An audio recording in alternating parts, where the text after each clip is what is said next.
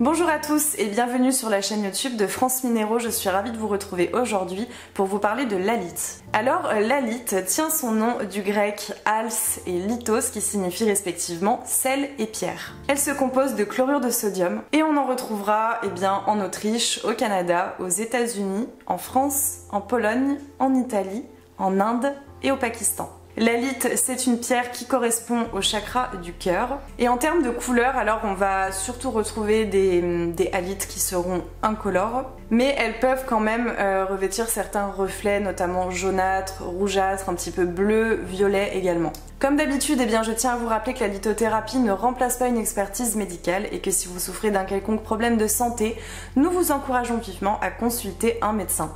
Toutefois, la lithothérapie pourra vous servir de béquille tant sur le plan physique que psychologique, émotionnel ou encore spirituel. En termes de vertus physiques, l'halite a le pouvoir de vous réapprovisionner en minéraux essentiels, puisqu'elle va effectivement rétablir l'équilibre chimique de votre corps. C'est une pierre qui est également très utile pour régler les problèmes respiratoires, notamment au niveau des poumons ou encore des sinus. C'est une pierre également qui vous aidera à lutter contre les maux de tête, la rétention d'eau et certains troubles digestifs. L'halite a également de grandes vertus purificatrices, donc on verra ça un petit peu plus en détail dans les vertus, un petit peu plus... un petit peu moins axé sur le physique, mais en tout cas on peut la préconiser pour purifier, soit faire par exemple dans une démarche de détoxification de l'organisme. L'halite elle va vraiment vous aider si vous êtes en mode un petit peu de détox, si vous souhaitez purifier une pièce ou encore même vos cristaux. En termes de vertus psychologiques, spirituelles ou encore émotionnelles, comme je vous le disais juste avant, l'halite elle a de grandes vertus de purification et elle serait imperméable à toute énergie négative. Alors à savoir également que l'halite rose particulièrement est beaucoup plus axée sur les relations, tout ce qui sera autour de l'affectif en fait, de l'affect et des relations qu'on entretient avec les personnes qu'on aime autour de nous. Notamment si on a tendance à être enchaîné entre guillemets de manière psychologique à des personnes du passé, s'il y a des anciennes peurs, des anciennes trahisons également qui empêchent d'avancer ou de prendre un nouveau départ. Pour terminer, elle est également très efficace pour préserver l'équilibre psychologique. Comme toutes les pierres, l'halite a besoin d'être purifiée et rechargée. Pour la purifier, il faudra utiliser du sel et pour la recharger, il faudra l'exposer au soleil. Cependant, il est très important de noter pour l'entretien de cette pierre qu'elle est extrêmement fragile. Donc elle va s'ébrécher très facilement et très rapidement si vous n'en prenez pas soin.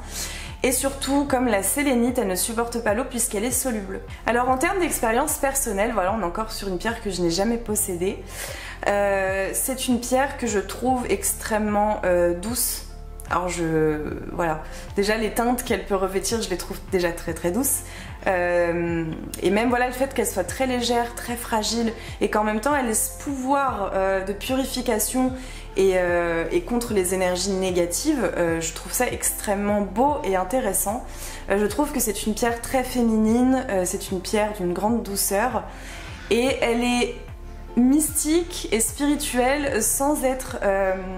disons que ça sera pas dans le même sens qu'une obsidienne par exemple, qui elle sera très mystique et très noire et très... L'halite, ça me fait un petit peu penser à l'angélite. On parlait de l'angélite la semaine dernière, il y a 2 semaines. En tout cas, au moment où je tourne cette vidéo, c'était la semaine dernière, me semble-t-il.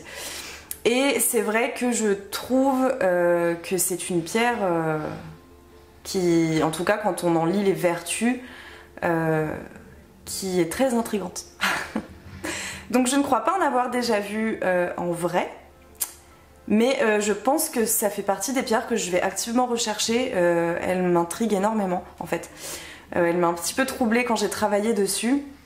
Et en plus avec tous ces reflets, toutes ces couleurs un petit peu différentes, je suis sûre que je pourrais par exemple tout à fait craquer pour une halite rose.